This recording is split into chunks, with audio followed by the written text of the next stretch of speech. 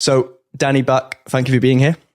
Thank you very much for having me. Sorry about all the shuffle round and everything like that, but it's great to be on. That's good fun. It's good fun. So people look at you, right? They see your Instagram posts. They see the headlines about your brands. They see the tens of millions in revenue. They probably even wear your products. And through all of these little data points, they probably get a rough idea of who they think you are. But what do you think people get wrong about you? Wow, straight in there with the emotional questions or psychological questions. What do I think they get wrong? I think people think I can be a bit superficial. Actually, sometimes I've heard or seen in the comments. But the truth is, I don't spend money on Ferraris. The only thing I really splash out on is travel. I love travel. That's all I wanted. I crafted a life for myself where I could, if I feel like going away, I can go away. If I feel like visiting the Maldives, I'll go to the Maldives. Well, people think that is me showing off sometimes, but that's not me showing off. That is just the fruits of my labor. That's what I wanted. This is the life that I wanted. I've made it.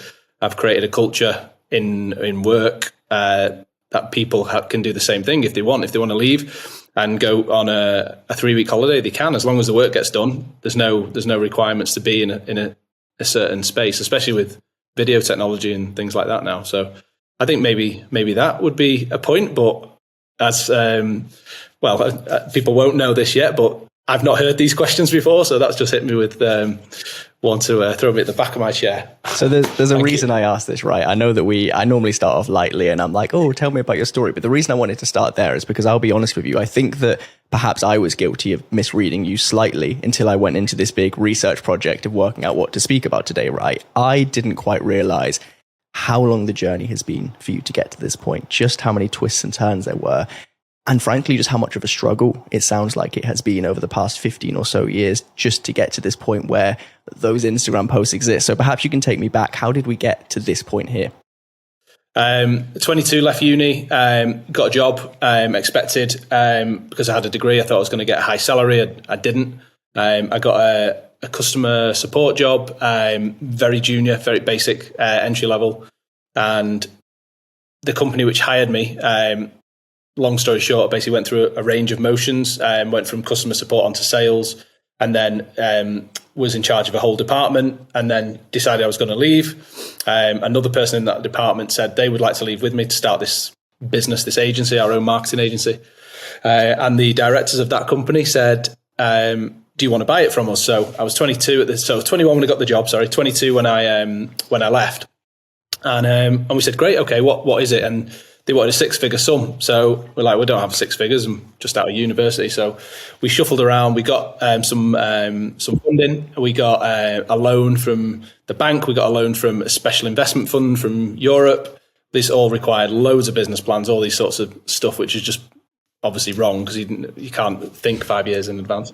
So we did all these things anyway, and then got this cash together. But the smart thing that we did was we did a deal with them to pay them over 2 years.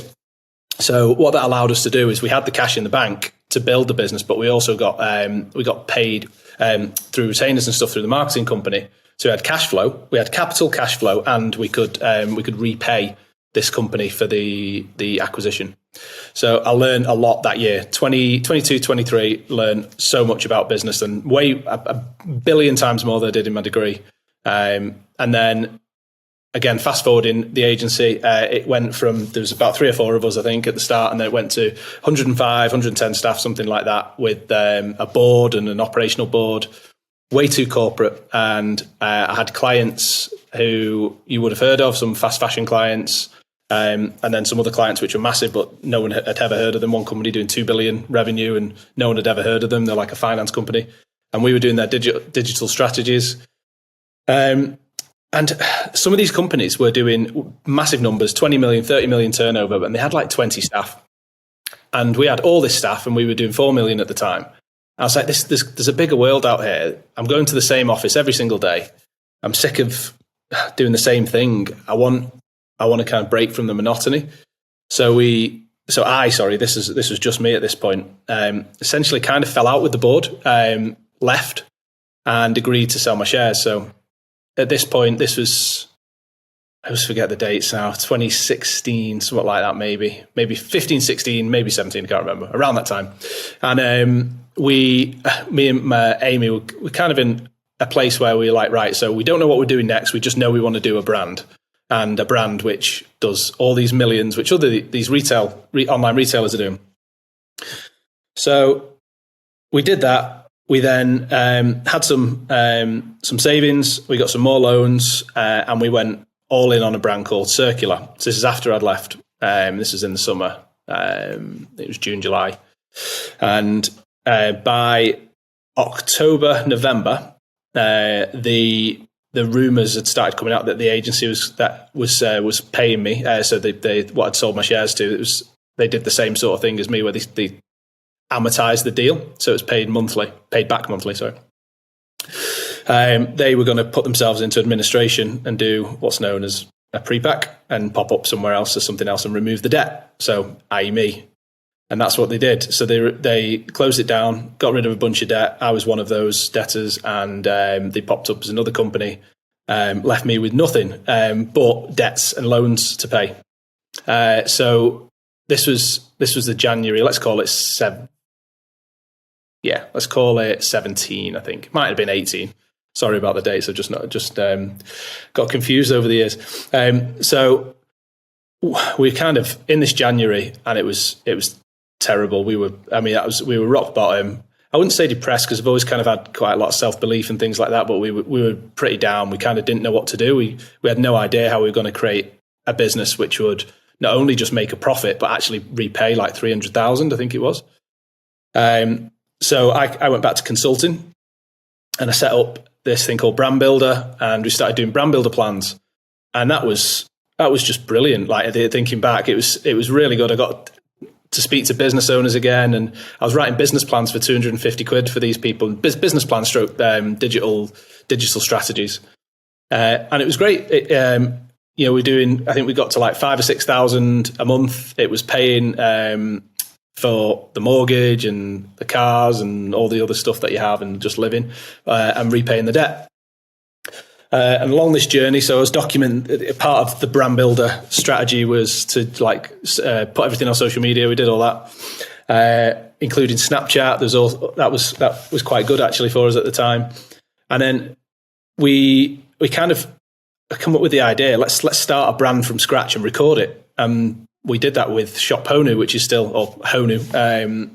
there now. And that became profitable straight away. So we had the consulting money, and we had Honu's profit. Circulr wasn't profitable, and we got kind of, not, I wouldn't say reputation, but we were building a little bit of a personal brand. Looking back, it wasn't called that at the time, but it was actually building a personal brand, sharing all the stuff, and it seemed to attract positivity. So we did YouTube, so doing all this sort of stuff, and then out of this came an approach from Alex Cannon to do a men's jewelry brand with us. And the rest is history. So that brand was called CRAFTD. And from that point there, that made money immediately, and then went on to do big money really fast. And from that point on, it's been okay. Like, CRAFTD has done amazing. The other brands have had their ups and downs, mainly because of average order values and things like that. They were much lower, and cost prices after iOS 14 have gone a bit skyward. So they've had different strategies and stuff like that, but CRAFTD's been able to just sail through the whole time. That kind of brings us to today in a long way. Sorry, again, I always go on about that story. So something that intrigues me about that story, and it's something that I don't think I've heard you touch on before in any level of detail, is take me back to the place where you've left uni, you've taken on this wing of a business, you've started your own agency, it's growing. You're, in theory, at least, living the dream, right? Especially during those days where, agencies with a high headcount is considered success, right? Every other metric on the internet seemed to not matter. So you built this identity around being somebody who has built successfully a big agency. Now, there must have been this underlying tension before you came to the point where you're like, you know what, I'm out, I'm going to go and do my own thing. At what moment did you realize actually enough is enough? And do you remember, I appreciate it was a few years ago, what that day was like? Where was your mind at the time? Yeah, you never forget how you felt especially when it's something so significant. So I remember it. I remember the first kind of murmurs of it. I felt a little bit ambushed in the board in a boardroom once because I was going to the gym. I was getting in the office at 8:15, and the other guys were in at 7:30. And because I was going to the gym, they didn't like that I was late. And I was thinking, I'm here before 80% of the team. Why do I need to be at 7:30? And it was something so stupid like timekeeping. So at that point, I thought, right, so this is going a bit silly here. And a part of this was my role in the company was sales. So I had a ridiculous 300 and something thousand sales target a month. Never missed it. Not once, never missed it, no matter what. It didn't matter what time I was in the office. If I came in, did one deal and went home, it actually didn't matter because I did my job. And this is the point I was trying to put across, and they just thought it doesn't look good on the staff. All these things like corporate culture we're trying to get, and just bollocks. So that was the first point. And then after that, it just got worse. It was more of those, why you're not as involved as us, and all this sort of stuff. And I kind of went into that, and it was just becoming toxic. I think it was the end, but it was the end a year before this happened. But we kind of went through it to try and get the agency to a point of sale. But it was toxic. I think that was it. How did you feel in the moments after you made that, or not made the decision, but spoke to people about your decision? Because an interesting recurring theme that I find of guests on this podcast, no matter their background, no matter their story, is when they come to this kind of inflection point that they're perhaps dreading or it's this big deal, it seems like almost immediately afterwards, their life is great again, if that makes sense. Like there's all this build up and then suddenly they have this freedom. How did you feel once you had told the board, told the guys, you know what, I'm out? So it became quite hostile at the end, actually. So there's a lot of just shouting and things like that. A lot of high stress. I was in a way that I could handle. I could handle stress a lot easier back then. Like now, it's not that I can't handle it. I like pressure and things like that, but I don't see the point in it. So I just don't get involved in it. Whereas back then I was like, great, a fight. I'm up for a fight. So it was kind of that period there. It was just nothing was moving forward. Nobody was winning. It was the right time to separate. And when it actually happened, I think I played golf with my dad for like 3 months during the week, stuff like that, just little things like that. And I was thinking, this is good. I mean, I had my earn out, as what it was called. But it was good. It was probably the first since 22 to 30, 31 of age. It was probably the first proper break I had, because even when I was on holiday, I was working. Whereas this was like the first proper break. So I got time to innovate. I got time to read. I got time to think without thinking about the business. And in reflection, actually, I've never had that in my life. Only that period there. I've still not got it now. Because even when we go away now, even with my wife, because the company's owned by the two of us, we still talk about work. So I think the next that little break when there's no work, if you can be fortunate enough to have cash, is actually a luxury. And then something else that I find interesting in that kind of middle part of the journey, right? Before you're doing the BrandBuildr plans, you've got these commitments, the cash isn't coming in from the deal when you exited the business. There's a gap that you need to bridge, right? And most people in a situation like that will just flap and they'll panic and they'll blame and they'll look for excuses or exits. But it seems like you were very pragmatic, at least how you tell the story now, right? It seems very calculated. Okay, we need to make X shortfall. How do we do that? Let's go about doing it. And you just took action. Do you have any kind of mental tools that you can talk through that people might be able to use if they're in similar situations in life, right? How do you find the clarity to zoom out and be like, okay, I need to do X, Y, Z to fix this problem. Let's go and fix it. So we were in too deep on a debt level to get a job. We believed, and when we spoke about it, it's like, do we get jobs? Well, how are we going to get a job that not only pays us, pays the bills, and pays the debt? So we needed a mechanism, i.e. a company, a business, which would allow cash flow to pay down debt, create assets, refinance debts, all of those sorts of things. Because banks wouldn't have touched us at this point. I don't think we're at the point of bankruptcy, but at some point in the journey, if we would have got jobs, I think that could have been something. We had the house, we had some equity in the house, but it wasn't 300 grand. It was less than that. So the main thing was like, right, so we don't have an option here. We have to create something. So what do we know? We know e-commerce, we know marketing, we know digital strategy. Let's pull this together. Let's try and do something. Because Amy's background, she has done e-commerce as well before. And that was it. So we just put our heads together, like, what do we know? And the main thing which I'd like people to take on board is what we did for Shop Honu was the best way to start a brand. We didn't chase revenue. We just needed profit. So if you think the maximum profit in the UK, you can make maximum gross profit would be without tax. So no VAT. So we thought, right, well, let's keep this under the VAT threshold for now. And that's how we did it. So we were like, so it's under the VAT threshold. We don't want to go over it, because if we go over it, that means we lose 20%. So then we've got to do X amount extra to then get that same level. So let's just work that bit out. And that's what we did. And, it was like, let's say 3,000 to 5,000 or something like that of profit you could make without going over the VAT threshold. So that was the main thing. It was looking at what we knew, going deep into it, and making sure once we'd made the call that actually we can't get jobs. People will look at this and say, we could have got jobs and I could have worked hard and I could have got up to like another 200 grand, 300 grand salary or something like that. But that takes way longer than it does for the debt repayments and things like that. That would have been, I felt, would have been harder to do than my route because of the experience before it. You mentioned there, Amy, and I really want to ask this because it intrigues me, right? I look at particularly young guys in spaces like eCom, right?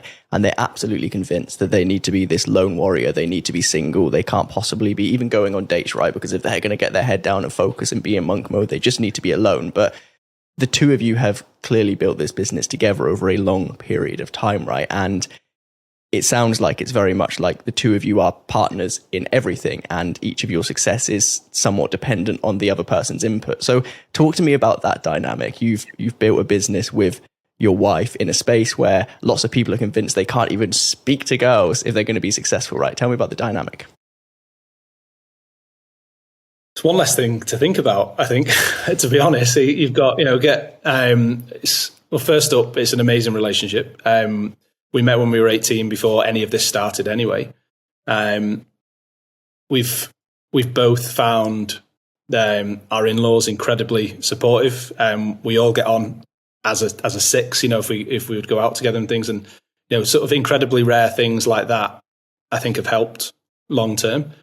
Our relationship is great. If something pisses off about the other, we have that conversation immediately. There's no animosity. It's just I think we want the same things out of life, which is see the world, make money and see the world. That's what we've always wanted as a couple. We love the travel side of it. So that is kind of our hybrid, if you like. So it's not like 100% work all the time. It's like at some stages you do have to shut down. It's the most recent time we've been away, but like the Maldives was a great example of it. Like you can't get your laptop out whilst you're swimming with manta rays. So it's like we're doing things which we love as a couple, and then we'll go back after that and we'll get our laptops out in the pool bar. So I think that the secret is know where the time to stop working is. Be supportive around stress.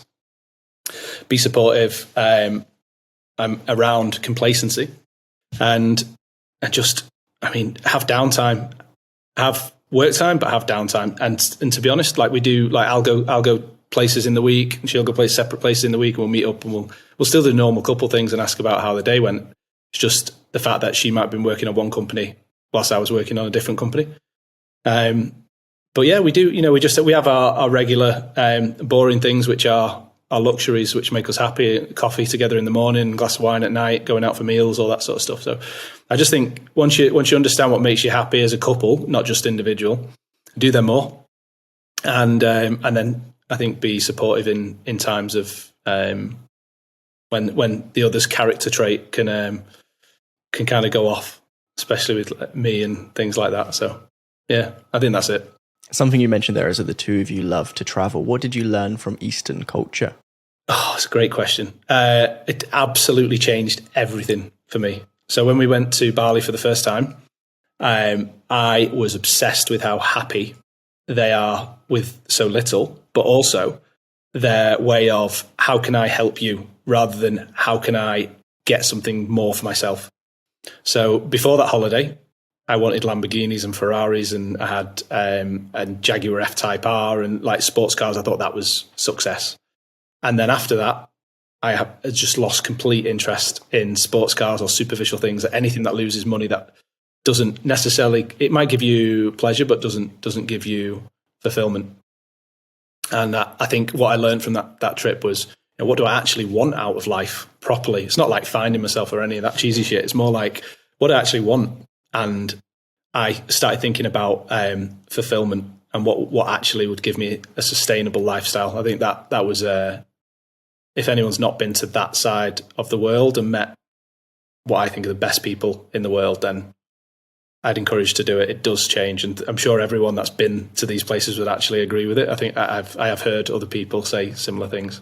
And so with that culture running through your mind, what kind of changes did you implement very quickly, right? What were like you get home, you're like, okay, I'm inspired by this. I'm going to do X, Y, Z because I want to live my life closer to those people. It's mainly a possessions thing. I stopped trying to buy and consume and start to find happiness in things like taste. Just simple, like the joys of life that are free, if you like, but obviously a nice meal isn't free. But think just simple things like that, and then I think you learn about the basics and your basics specifically. So for me, I can find great pleasure in sitting on my own or sitting on a balcony, looking at the sea and just having a glass of wine. More than likely with music on, but that sort of thing will give me way more pleasure than the third month in a Lamborghini. And I think that was kind of the thinking. So I think it's a Tim Ferriss concept that you can calculate the cost of your ideal life, and for most people it's actually a lot cheaper than they think. And that was it. But building is still a big thing for me. I love growth and I love making sure things are moving forward. So when I'm going backwards, I have to. I think that's probably still the capitalist in me, or the Western in me. I still have to build. I'm not just gonna monk out or zen out and just chill with what I've got. I still feel, and I don't know. I hate the word, but like an entrepreneurial side for growth. So I think having hybrid is fantastic, but learning from their culture, their Eastern culture, is incredible. And I do find them the best people in the world. So correct me if these 2 points are entirely unrelated, but I know that you were building a new house and then the two of you have now moved back into the apartment. So you've almost scaled back, right? You've realized, like you touched on in your answer there, that there are certain things that can add to your happiness that are material, and there are certain things that can't. You tweeted a few days ago that there is a short story that you'll tell one day regarding the new build, the house, and all of that. Is now the time for the short story? What's the story there? I was being encouraged by a certain person to share it on Twitter. So yeah, all right, why not? So basically, this is complacency for you here, right? Had I think it was a fourth year. Yes, a fourth year of Crafted, doing incredible numbers, which changed our life, changed mine and Alex and Amy's, and I'm sure Alex's family's lives, and my parents' lives. My dad got a season ticket. So it changed everybody's lives. And we got to the point where it was repeatable. And the way that we set the company up, we don't pay ourselves massive wages. It's through distributions and then we do investments. So I have a large offshore wine collection. And certain people go for watches or whatever they want to invest in, no problem at all. But wine outperformed all of them. And I was making money on money, basically, which can't necessarily like take out because the tax system and things like that and how it is. So I don't really take it out. So if you look at me personally, I don't earn a lot of money, but my wealth is quite large now. So we got to this point and we're like, great, we're not just rich, we have actually accumulated wealth. So what do we do next? We get a house, because that's the normal thing to do. So we're like, right, okay, if we're going to do a house, we're going to build a house, we're going to put a wine cellar in it, we're going to do this with the bedroom, we're going to have amazing en-suites, we're going to have massive TVs, we're going to have blah, blah, blah, all of this thing. So we did this, went through the motions, drew down some money. The amount of tax that we paid on the amount of stamp duty plus tax that we paid to get that money and that house, we could have rented the apartment for 12 years. And we're there, like, and we're in this area basically. It's there's like a couple of new builds as well. So it was a good scheme for us because the developer would let us do whatever we want, but it already had planning permission. So, and there's a couple of others around there, and we got in, and it's just a building site. So we're in this building. We come from this lovely place where we live now in Manchester, and there's wonderful people here. Great mix, actors, footballers, all of this. Like, it's probably the best place I think to live in the north. And we left there and we went to the country, and we were in the house first week, and me and they were just looking at each other like, can't walk the dog, can't walk to a pub. Manchester city centre's an hour away, windy roads, like literally almost instant regret. Like, what are we doing? But we've got a nice kitchen though. So then it was one of those. For a while, it was something like maybe like a 12-foot marble kitchen top. So we're like, yeah, but we spent all this money on this kitchen. We should just stick it out. And we did it. I think we stuck it out for 4 months, and then we were like, nope, we're out of here. So we did it for happiness. We've come back to the apartment we're in now. It's compared to the house, maybe an eighth of the size, maybe a sixth. And yeah, instant happiness. It's ridiculous. And we realize we've got the same things in here, but they're smaller. So still got a nice kitchen, but it's smaller. We've got one spare room instead of 4, but we never had anyone to stay. And even in like other places, we've only ever had one person stay. So it's stupid things like that. You know, why do you need 4 spare rooms, all that sort of stuff? So the short story is, we were happy where we were. We did what we thought was next. We skinted ourselves, if you want to say that, by wasting a load of money on tax and stamp duty. And then we've moved back here anyway because we were happy here. So now it's a case of, what do we do? And it looks like it could be an incredible stroke of luck in the form of a buy-to-let. So we're going to convert it into a rental property. Whoever gets that's got a 6-figure kitchen as part of their rental included now. So if you're interested and you're listening to this podcast, feel free to reach out. But yeah, it's a lesson. It's a lesson of complacency. We thought we had to do something because it was just going great. And what we did as a byproduct was we fucked our happiness up. You say it's a lesson in complacency, but as we track back the story that you've just told, right, it seems like you're willing to do U-turns when you become complacent, right? If you look at the job at 22, where you could have just stayed in that department and done your thing, even if the directors weren't listening to what you wanted to do, with the agency and the head count, you could have just got your head down and, you know, had this cash flow business and taken the money in, drawing out all this cash to build this home, to then realize you're not happy there. Is there something within you that is driven by happiness more than anything else, right? By this feeling of momentum more than anything else? Because more than anybody's story I've ever heard, you seem so willing to be like, you know what, this isn't working. Let's do a 180. Let's go again. What's the alternative? I think the alternative is what most people take, though, isn't it? That most people get too comfortable too soon. They settle. And before they know it, I imagine they're 52 and their time's up. And so that's why I find it so interesting, because I try and preach this, like, just keep doing right, be on the side of taking action, just put yourself in uncomfortable situations. But frankly, most people, business owners and employees alike, just don't do that. I think if you find that all you're doing is moaning, so in our house, and it sounds like a rich man problem, and I know, but it's my life, it's my problem. We were in that house and we hated it and we were unhappy and we were moaning about it every day. So why do 5 years of that? Why go and be unhappy for 5 years? If you can, of course, I understand that. You know, if it was a bit mad that we've done it, but don't, for me anyway, if you can, you'll spot the signs of, it might see it in your partner, you might see it, because Amy was 10 times worse than me as well, that you're constantly moaning. You're constantly talking about, I wonder what that's going over there, or I wonder what that job's like, or how about that? And you know it at that point that something's wrong. And I feel like it's at that point there where excuses need to become action. And if you step forward and you do it, yes, you are a low percentage. But be that person. Just find out how, find out what makes you happy.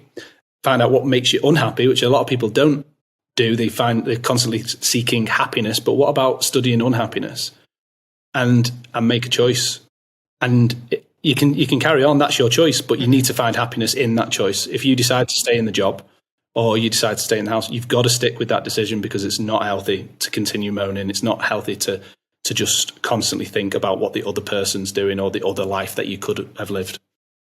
There's this interesting concept. I don't know who originally came up with it, but I know that George McGill speaks about it a lot. This idea that rather than trying to plan your life for happiness per se, just look at everything that you know would make you unhappy, right? Become sleep deprived, eat shit food, be in a job you hate, stay in a relationship that doesn't make you happy, and then just invert that.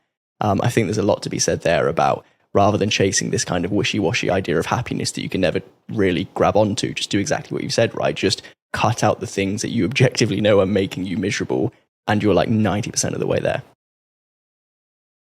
I think I can't remember who said it. I'm trying to think who said it, but someone said that happiness is a scam, and that it's just about regular, like happiness can come from joy or purpose or these sorts of things. It's a scam, but it's regular day-to-day choices.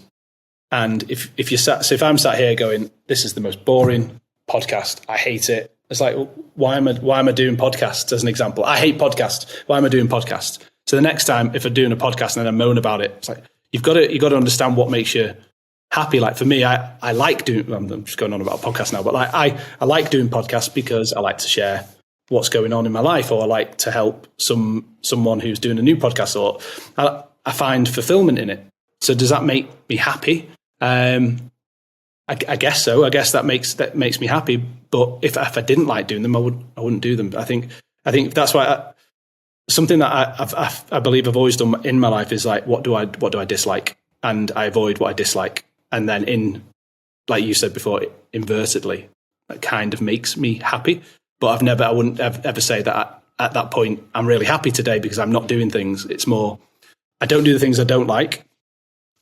I regularly do the things which I find joy out of, and then the byproduct of all of that, you would say, is happiness, I think. There's the I'm famous for misattributing quote, so I'm just going to give it to the person who I heard say it last, which is Chris Williamson. He loves to use this quote of, if you're not happy with a cup of coffee, you're not going to be happy on a yacht, right? And Crafted ambassador. Chris is the OG of podcasting. We love him.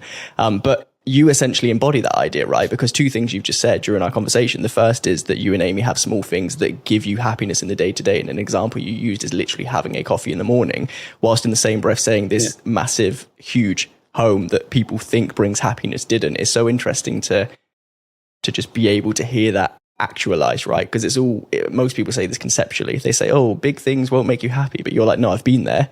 They didn't make me happy. Give me the cup of coffee. Exactly. Can I pause 1 second? My dog has just arrived. Sorry.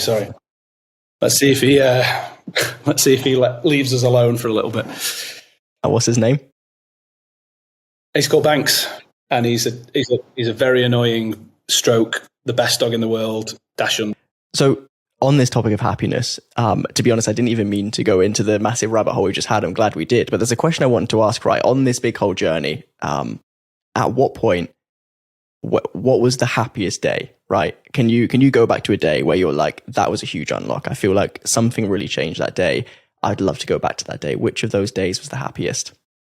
I mean, it's the ticket off. It's got to be the wedding day, of course. But in terms of, was the question aimed at like more working? Anything, as in, is there a day where you're like, that was incredible, I'd love to go back there and live that day over and over again?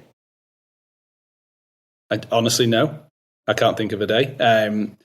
More probably have more like checkpoints and kind of like periods and stuff like that. I'd say. In a real weird way, and this is not great, but like lockdown, the first lockdown was amazing period for us. That was when I think crafted sales like times 10 in a month, and it made us millionaires. Just one June, I think, one May, I think it was May, yeah, May. And at that point there, that was incredible. I think that's probably a highlight, yeah, because we had small team. We all celebrated together. We knew it was coming, like that we were going to hit this particular 1 million month, I think it was. We all got cigars and whiskey and all just sat round on Zoom and all like cheers about all the hard work and stuff. And it was just that was cool. That was a really cool time. I think the company then. Because that kind of built the company culture in a weird way. It was all remote like that, and it showed that we could do it whilst in lockdown, which means out of lockdown we can still run a company, and that still lives on today. So probably that time there, first lockdown, that was brilliant. And then we had I think in 21. Was it 21? We had a period of just win after win after win. So like we had like a great sales month. We got featured in the Sunday Times. We did a billboard that we got on Sky News, and I did a BBC interview. We had this period. It was 21 where things were just going like perfect. And yeah, I think just that, like I say, it's probably like those sorts of checkpoints are just areas, I think, rather than specific days. Because I don't know about you, but I don't really feel like I have like a really happy day and then a not so happy day. I kind of have like times, I think. So like I'd have like a 2-week kind of burnout where I'm like, I'm done in and I'm training hard and I'm knackered and all of those. I'm just like, and Amy will be like, you've been moaning a lot last week or something like that. And it'd be like, yeah, I don't feel very motivated at the moment. Yeah. And it'd be one of them. It'd be like a week or something, I think, rather than a day. Friend of mine, Peter Watson, speaks about this idea that when you run a business, it's almost like you go through all of the shit, scary situations once and they're terrifying. You go through all of the amazing ups once and they're incredible. But then after that, you just kind of sit in the middle, right? The good balances out the bad. You realize that every day has, like, for example, yesterday we got some news that wasn't ideal, but then straight away afterwards, I went out and I ran my first 5K, right? And those two things seem so disconnected, but they mean that the day was fairly neutral. And finding a way to find your way through that in as much as you're staying balanced, I think is the trick far more than trying to have day after day be incredible. Yep. Yeah, because when you have a day where it's not incredible, you think it's a bad day. Exactly. When in fact it was a better day than 2 years ago. And that's the other thing. This is interesting, actually. Do you find yourself struggling to keep the perspective of how far you've come so quickly, in as much as if there's, I don't know what your day-to-day looks like, right? But you click onto Shopify and you're having a month that's like in the red compared to a few months ago, but it's like 500% higher than it was 2 years ago. Are you able to still keep that perspective of, okay, yes, I still want to keep high standards, I still want to push forward, but I need to remember that we've come an incredibly long way? Always push for growth. I have that for me is probably my best and worst quality. I hate going backwards. My football team of choices, Man United, I watched them growing up as a kid. We won everything. Alex Ferguson's mentality was attack. He would, every now and again, he would know when to slow down. He'd know when to put 5 midfielders on and 1 striker. But is all in all, he won games with worse players in the opposition because they went for it. And I feel that for me is something I'll never, ever, ever stop doing until I'm removed as CEO. Anyway. So I've got 2 questions I want to end on. The second is very introspective. I'm hoping that it will cause some deep thoughts. But the first, I think that there's going to be a cohort of people listening who wouldn't forgive me if I didn't ask this right, because given your position in the e-commerce space, you naturally attract lots of people who have an aspiration to build an e-commerce brand. And we all see the blueprints of how to do it wrong, right? It's buy a course off the internet and get some shit from Alibaba and put up some random page and just kind of hope for the best of a brand that's copying a brand that's already established. But let's say that everything's wiped out today, and through some weird twist of fate, you have, I don't know, £1,000 in the bank. and you and Amy need to begin again, right? You need to go really scrappy, but you need to do it properly, not listening to the courses, not listening to the bros on Twitter who don't know what they're talking about, but using everything that you've learned over the past decade plus. How would you go again? It's good. It's in a period of transition, isn't it? I'd still back Facebook ads, definitely. But let me think. So £1,000, it wouldn't leave me a lot for ads, would it? So obviously Shopify. I would still stick with Shopify. I would look at, so from a product perspective, I would start with small SKU count. Don't go 20 products. Don't do rings with loads of variants. Just go as small as you possibly can. Crafted started with 2 products. People don't know this. It was actually 1 product and 2 colours as well. Honu started with a bunch of animal jewellery. Sea turtle. We didn't even know it was going to be sea. It was just named after sea turtles. It wasn't. We didn't think it'd become like somewhere people bought sea turtle jewellery from. I would find a micro niche. So I'd look at a trend at the moment. What are people actually doing? I'd find the moment, and I'd start to develop a persona around messaging the moment. So I'd work out what is interesting at the moment, what is topical, what are people doing, what are people looking to buy. I mean, you could even say it's like the fidget spinners and stuff like that. Like that was product mainly, but like a problem solution. Like I tweeted about Colgate the other day, inventing bad breath. Everyone knew there was something unpleasant, but they didn't know it was called bad breath. And Colgate said something along the lines of sick of bad breath. Here's our solution. So it's like understanding problem solution, customer psychology, do all that. It's all free. It's just research.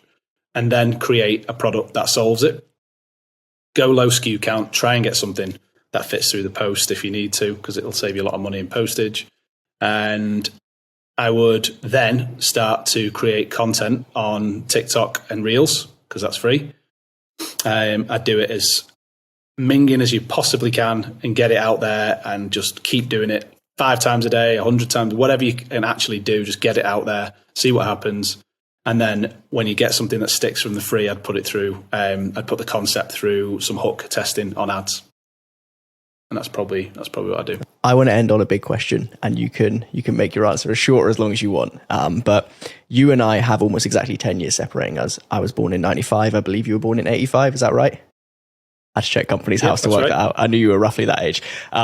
So I am in this period of life now. Thanks for... I'm in this period of life now where I'm looking towards being 30, right? And a decade of my life is coming to an end. Another one's about to begin. I'm being quite reflective and trying to work out, who do I want to be when I reach 30? Which I'm sure sounds ridiculous to you because you're probably thinking you're so young, stop thinking about that. But I'm really trying to focus in on like, what do I want this decade to have been about, and who do I want to be when I enter that new decade? You're coming up for 40, if I can get away with saying that without you moaning at me, making you feel old. What are you doing right now, which when you get to 40, you think will be a regret? If you don't change something now, you think, actually, I wish I had done X or not done Y. And what can you do between now and then to make sure that you don't reach 40 with that regret? So firstly, let me just touch on your views as a 20-year-old. So my views is when I was at the same age as you, I knew 30 was coming up.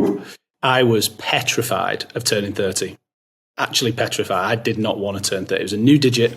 And my goal was I want to be a millionaire by the time I'm 30. I didn't hit that goal. I had my agency and I thought that's what was going to make me a millionaire. And if I'd sold it, that could have been possible. But when I got to 30, when I was 29 and 364 days, we went off to Dubai because I didn't want to have a party. I didn't feel successful. And I wanted to hide. And on my 30th birthday, my mum and dad flew out and surprised me, and my best mate flew out and surprised me. And everyone was there, and I was like, that even though I felt commercially, I wasn't a success. I remember that being such a touching, like, amazing moment. And I was like, and then nothing changed after that point. And then I became a millionaire a couple of years later. So like, I put too much pressure on myself to the fact that I didn't hit the goal, and I actually felt unhappy about it. So if you don't hit your goal by the time you turn 30, you can still hit it by the time you're 32. So like, it doesn't mean you're not a success. So I'd take, if you can't from what I did, I'd take the pressure off yourself and the fact that the goal is never ending anyway. Because now, so you hit become a millionaire and you're like, great, I want 100 million. You're like, why do I want 100 million? If you actually check in on yourself and go, that it's like because it's bigger than 1 million. Like, like, do I really want that? Do I, like, you see some people saying that they want to go for a billionaire. I don't want to become a billionaire. If it happens, it happens, but I don't want to be a billionaire because that will take an immense amount of stress, an immense amount of years off my life potentially. And I'm not good at apps, so I'm probably not going to be able to just do it quite quickly in a couple of years. So to answer your question, to go into it, sorry, what would I regret? I think I would regret if I fucked it all up. I think if I carry on and I've got the dog here. Sorry.